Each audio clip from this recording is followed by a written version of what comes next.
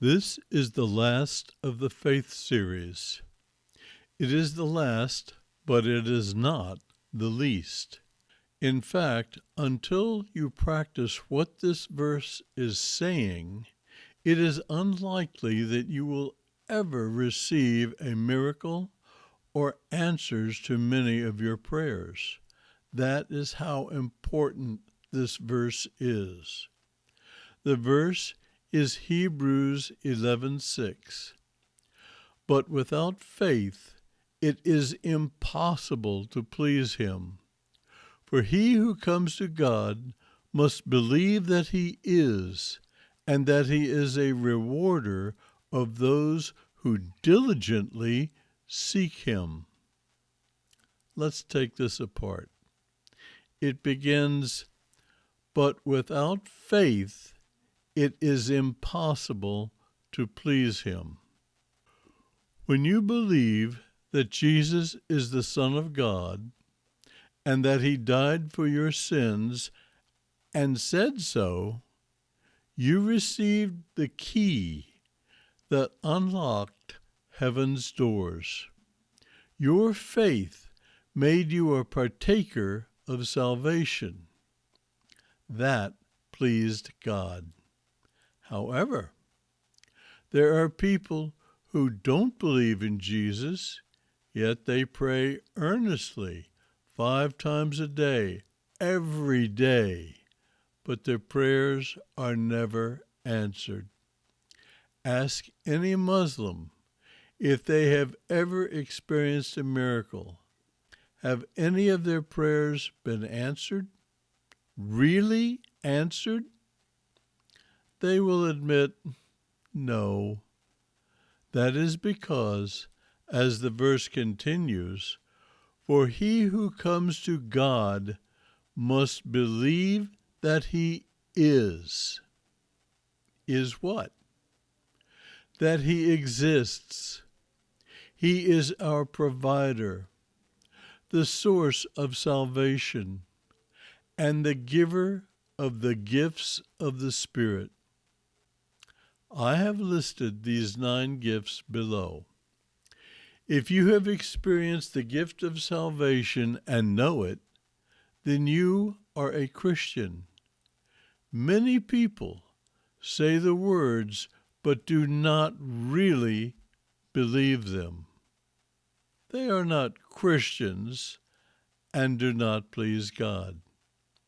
There are Christians, however, who do not believe that he shares the powers today that he shared with the early church. They believe him for salvation, but that is all. They do not believe he is a rewarder of them that diligently seek him. I have known many fine Christians who are cessationists. These are people who believed that the spiritual gifts that God gave to the early church, like the word of wisdom, the word of knowledge, faith, gifts, plural, of healings, working of miracles, prophecy, discerning of spirits, different kinds of tongues, and interpretation of tongues, ceased when the apostles died. Unfortunately, most Christians, Catholic and Protestant, are cessationists. Such people, no matter how hard they pray, beg, or plead for some need like healing, will not receive what they desire. How can you receive what you don't believe in?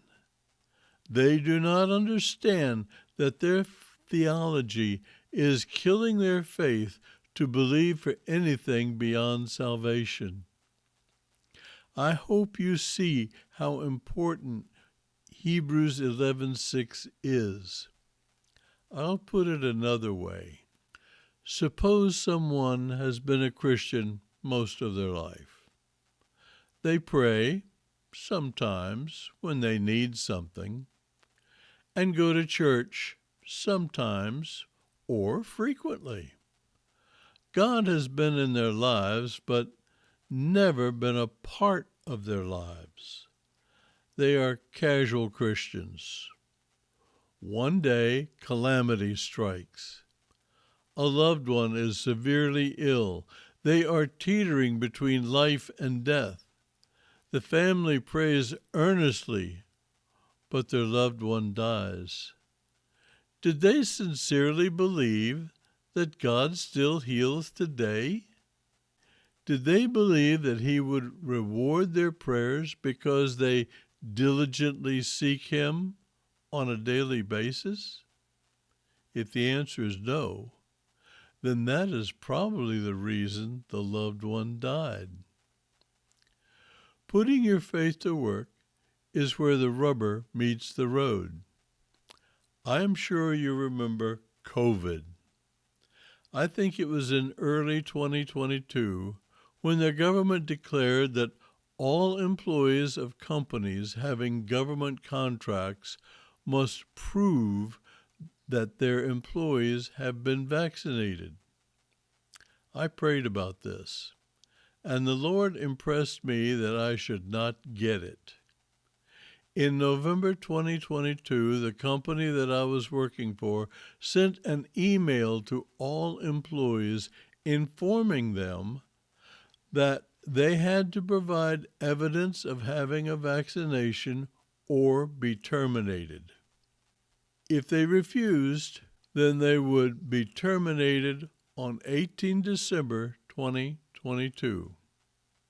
I went to my boss and informed him I had to give notice that I was going to be terminated on the 18th. He asked why. I told him that I refused to get the vaccination. He looked at me with shock and pointed out that I was elderly. I was 75 at the time, and that I had diabetes. So it was very likely that I was in danger of getting the flu. It could kill you, he said. I told him I wasn't worried about that. I'll be okay. He knew I was a believer, so he made a call and was told that if I wrote a letter informing the corporation that I refused to be vaccinated for religious reasons, I might get a waiver. I wrote the letter and got the waiver. I loved that job. I did not want to get laid off. I actually looked forward to Mondays. I had been there 24 years.